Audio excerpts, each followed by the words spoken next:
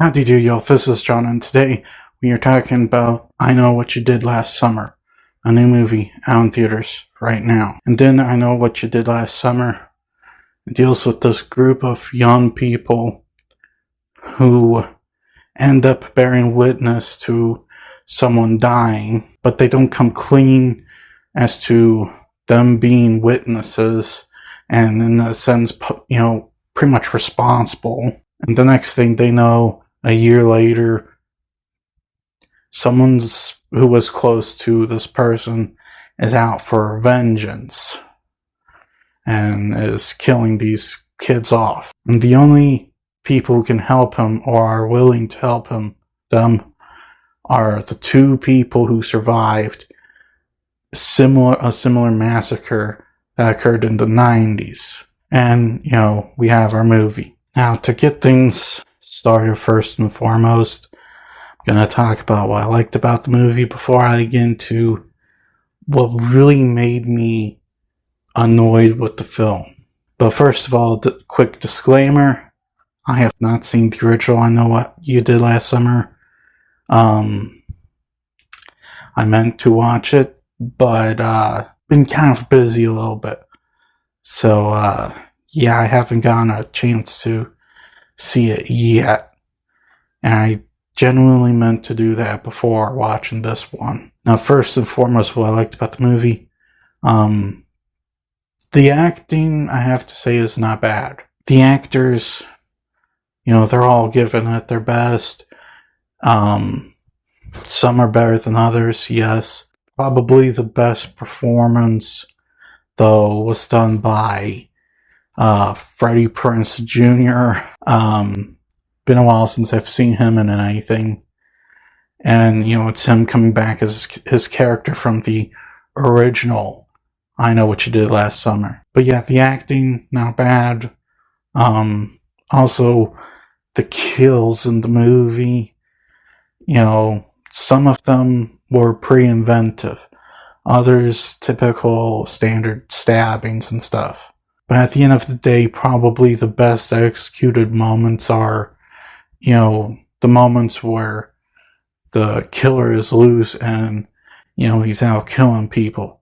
Especially, some of the build-up and attempts at tension with it. Him just being, in this fisherman's outfit or something like that. His hook.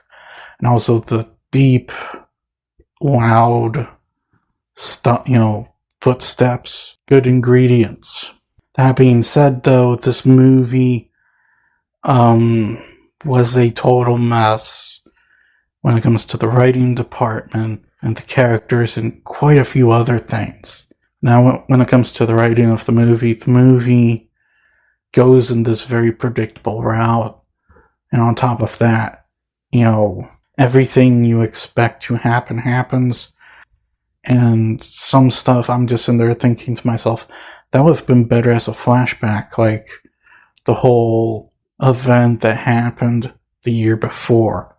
During the entire setup of the movie, literally the first 15 minutes are dedicated to that event when it could have just been a flashback. As a matter of fact, I would argue it would have been better as a flashback, not the opening of the movie. But now can't do 90-minute movies anymore, apparently. And on top of that, the characters are very unlikable. Like I said, this whole scenario, they are responsible for it, but it wasn't like a total accident. It could have easily been avoided. Had these people not been stoned out of their minds and, been acting stupid. A freak accident is one thing. Like you're sitting there, you're doing your best to be safe and to look out for the people around you, but all of a sudden, boom, you still end up in a car. That's a freak accident. I'm just saying, it would have, made me more sympathetic to them had this just been a freak accident that they still walked away from. So yeah, it's the character's own stupidity that caused the whole thing, and also, their own stupidity that just makes things worse in the movie. And without getting into any spoilers, there's also some questionable things about it that I'm just in there going, I'm pretty sure fans of the original are going to be very mad about this. Can't say what they are, but I don't think it's gonna go well. And from a visual standpoint, the special effects, a lot of them are noticeable. There are a few that, go unnoticed, but a lot of them are noticeable. Cinematography, though, is kind of off.